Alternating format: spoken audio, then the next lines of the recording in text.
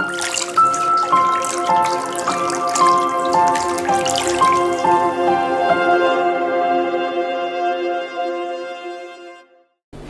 pagi, Shalom.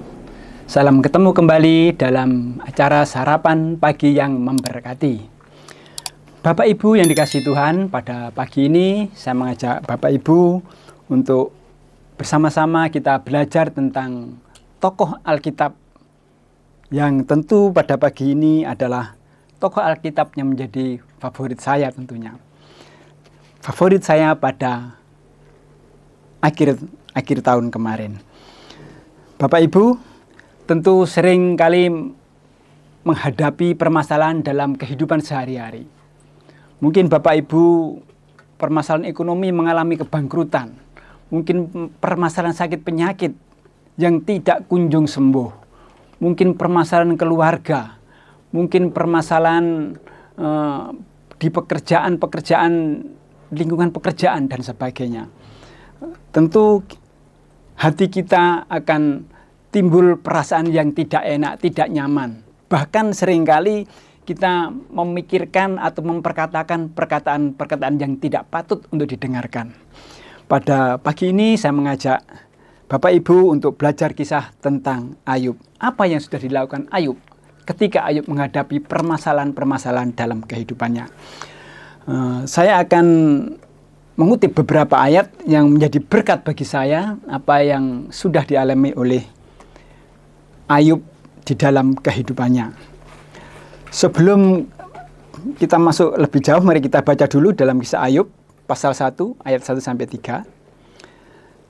Ayub pasal 1 ayat 1 sampai 3. Ada seorang laki-laki di tanah Uz bernama Ayub. Orang itu saleh dan jujur. Ia takut akan Allah dan menjauhi kejahatan. Ia mendapat 7 anak laki-laki dan 3 anak perempuan.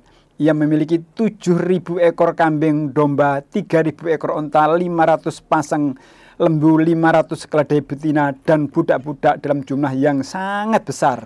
Sehingga orang itu adalah yang terkaya dari semua orang di sebelah timur. Ayub, dia berasal dari tanah Uz di daerah Edom, di sebelah utara Arabia. Tentu Ayub ini hidup dari budaya Arab. Dan Ayub adalah seorang laki-laki yang saleh, yang jujur, yang takut akan Allah, dan yang menjauhi kejahatan. Bapak Ibu yang dikasihi Tuhan, pagi ini saya akan sampaikan poin-poinnya saja, mana ayat-ayat yang sangat memberkati saya, sebab ini sangat panjang sekali. Pertama, mari kita lihat dalam Ayub pasal 1 ayat 5, yaitu satu ayat yang memberkati saya. Pasal 1 ayat 5 Ayub. Firman Tuhan. Setiap kali apabila hari-hari pesta telah berlalu, Ayub memanggil mereka, yaitu memanggil anak-anaknya, dan menguduskan mereka. Keesokan harinya, pagi-pagi bangunlah Ayub, lalu mempersembahkan kurban bakaran sebanyak jumlah mereka sekalian, sebab pikirnya, mungkin anak-anakku sudah berbuat dosa dan telah mengutuki Allah di dalam hati. Demikianlah dilakukan Ayub senantiasa. Bapak Ibu, Ayub adalah orang yang kaya raya, paling kaya di sebelah timur. Mungkin sudah budaya pada saat itu, orang kaya adalah suka berpesta. Anak-anak Ayub suka berpesta bergiliran di rumahnya masing-masing.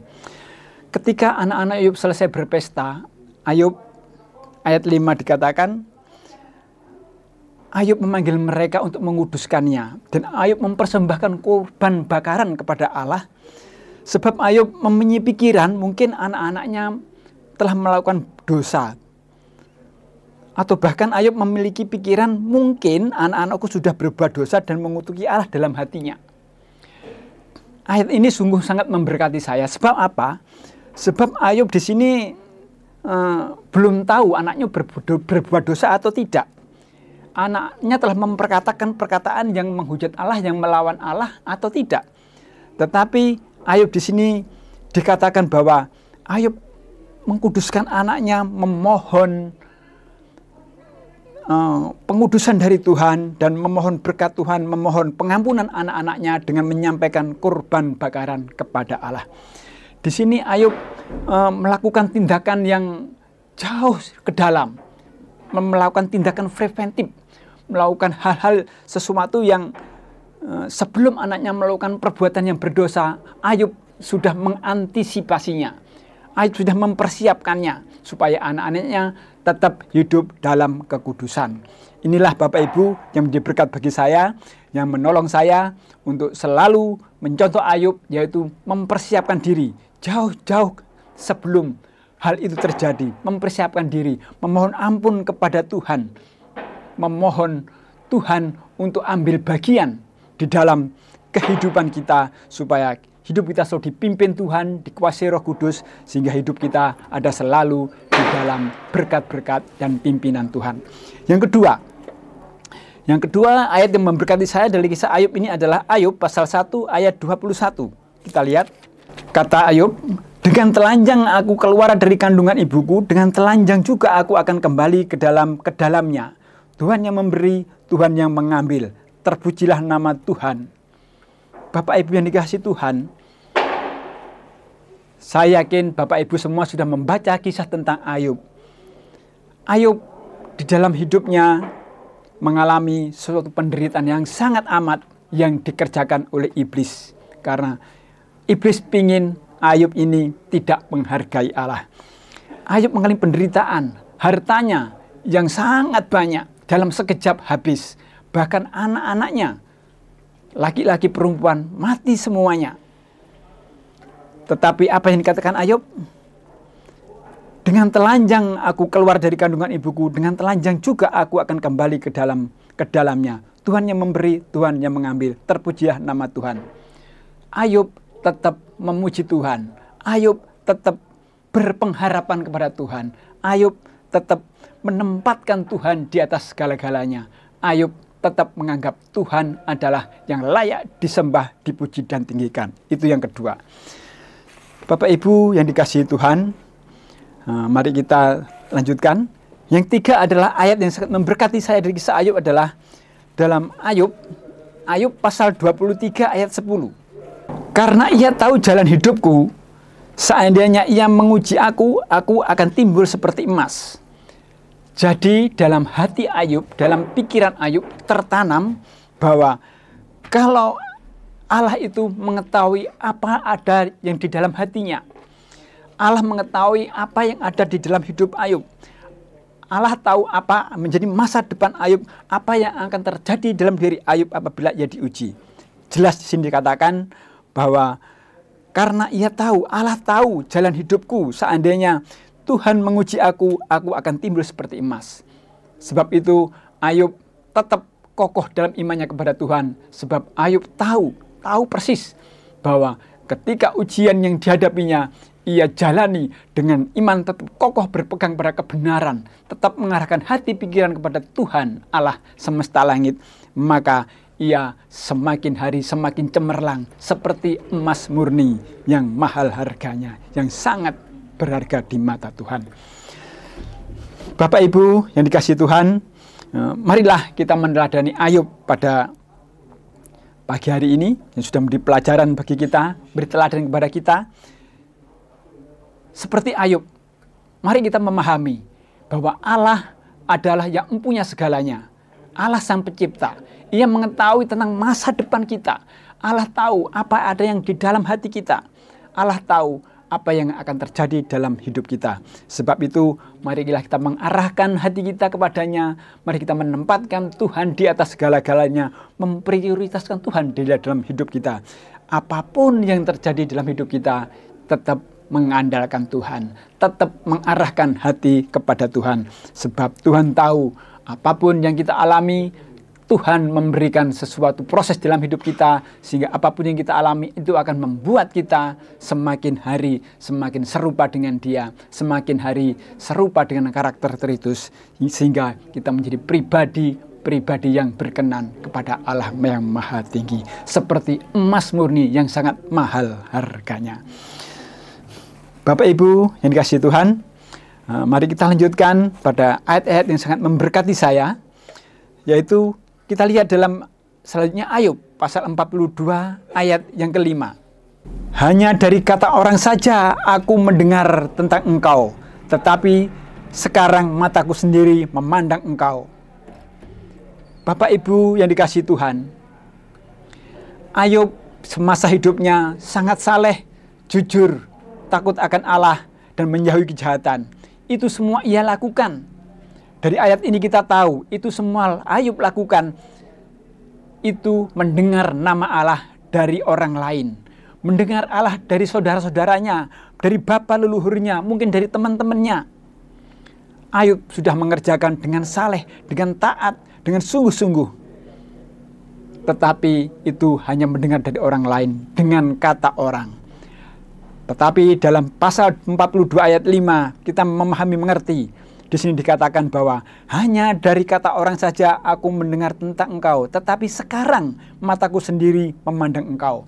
Dengan masalah yang dihadapi, dengan penderitaan yang dihadapi, anaknya semua meninggal, hartanya yang sangat banyak, semuanya habis. Dia sakit penyakit yang sangat parah.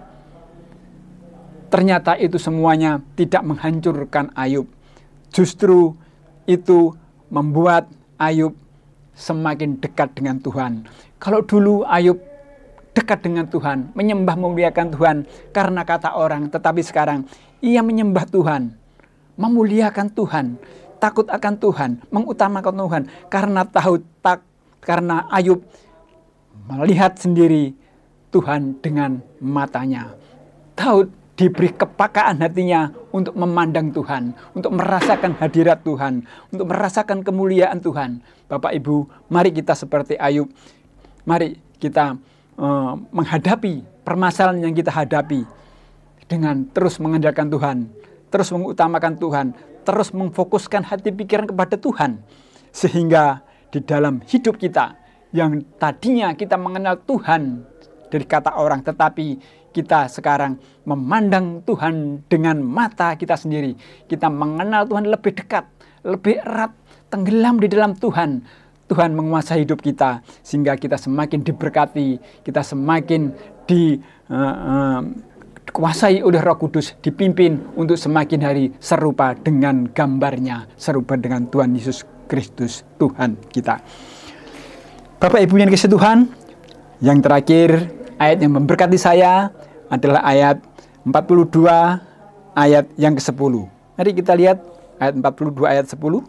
Lalu Tuhan memulihkan keadaan Ayub setelah ia meminta doa untuk sahabat-sahabatnya, dan Tuhan memberikan kepada Ayub 2 kali lipat dari segala kepunyaannya dahulu. Setelah Ayub mengalami penderitaan yang sangat amat, bahkan mempertaruhkan nyawanya, mempertaruhkan semuanya, tetapi Ayub bertegak lurus hatinya, tetap mengandalkan Tuhan, tetap mengutamakan Tuhan, tetap mengarahkan hati kepada Tuhan. Maka Ayub sekarang cemerlang seperti emas murni di mata Tuhan. Sehingga Ayub yang hartanya habis semuanya, anak-anaknya habis, semuanya habis, diberkati Tuhan menjadi 2 kali lipat. Yang dulu kambing dombanya 7.000, tentu sekarang menjadi 14.000. Yang dulu ada 500 pasang lembu, tentu sekarang menjadi 1.000. 2 kali lipat Tuhan sudah berkati semuanya. Bapak Ibu yang dikasihi Tuhan, saya jadi teringat dalam Matius pasal 6:33, firman Tuhan mengatakan, carilah dahulu kerajaan Allah dan kebenarannya, maka semuanya akan ditambahkan kepadamu. Bapak Ibu yang dikasihi Tuhan, di sini saya melihat Ayub tidak hanya mencari kerajaan Allah dan kebenarannya, tetapi Ayub melakukan apa yang diperintahkan Tuhan, melakukan apa yang diinginkan Tuhan, melakukan apa yang Tuhan sudah berikan kepada Ayub. Sehingga Ayub diberkati Tuhan. Ayub memperoleh apa yang sudah umumnya manusia harapkan. Ayub tidak hanya mendapatkan berkat-berkat secara jasmani, juga mendapatkan berkat-berkat secara rohani. Ayub dari cerita tadi, dari ayat yang sudah kita baca tadi, bahwa Ayub semakin peka dengan hadirat Tuhan. Ayub dapat melihat Tuhan dengan matanya sendiri, merasakan kuasa kasih-Nya, sehingga hidupnya semakin hari semakin diberkati, semakin erat dengan Tuhan, semakin melekat dengan Tuhan, sehingga kuasa kasih kemuliaan Tuhan nyata di dalam kehidupannya. Sekian sarapan pagi ini, Tuhan Yesus memberkati.